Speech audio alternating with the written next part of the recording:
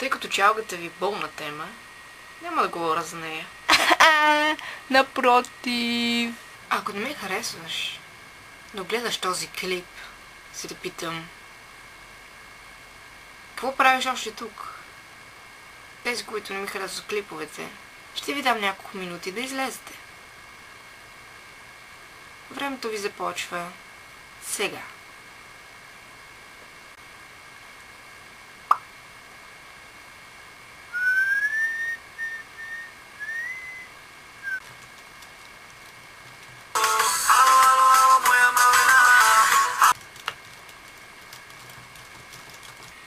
Видяхте да слушам сръбска музика, но нямаш право да се оплакваш, тъй като ти дадох време да излезеш. Но ти все още си тук. Така че е време да продължим. Нека да ви разкажа за любимата ми поп-фолк изпълнителка на всички времена. Фенка съм и откакто се помня.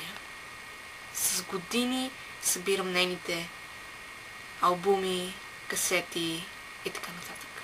За съжаление нямам всичките й албуми, но това не ме прави по-малко фенка. С помощта на нейна песен ще ви дам жокер, за коя точно говоря.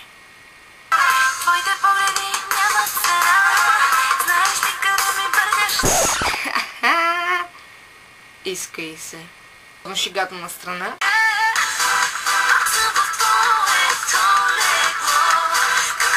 Точно така, The One and Only Десислава. Първият албум, който купих, това беше Езитора. Всеки истински фен на Десислава трябва да има тази касета, Бели нощи. Тя е една от най-добрите касети. И тези две касети съм ги взела, нали, специално е за този човек на първо място, с каубойската шапка. След нея Ивана Глория, Силвия, Малина. Точно така. Весела май има пасажир любимица. Кой се сеща с тях сега? Плейбек.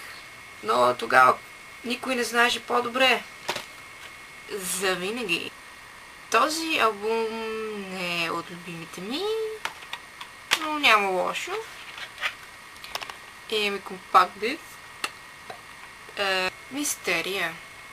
Този албум го пази като очите си. Затова съм взела две копия на компакт диска. В този албум няма нито една слаба песен. От първата до последната са хитове. Не знам дали може да видите на касетката. Толкова съм е въртяла, че толкова е стъркана отвънка. Съжаление няма албумът Любовта е само чувство, но взех си DVD-то, на което промоцията е на Любовта е само чувство, както и няколко други клипове, като Нежна дрога, просто Бъди добро момче, Лъжа и така нататък. Гореща следа. Визията на Десислава тук не ми харесва, тъй като аз си харесвам повече с тъмна коса. Тук е малко, как да кажа, мога и сама визия, но доста палав, ако така мога да се изразя. И сега всички интернет тролове, като започнат: какво говориш ти, Андрея номер 1? И така, това беше от мен за сега. Мисля, че е хубаво да завършим този клип с моя най любима песен на Десислава. И тя е...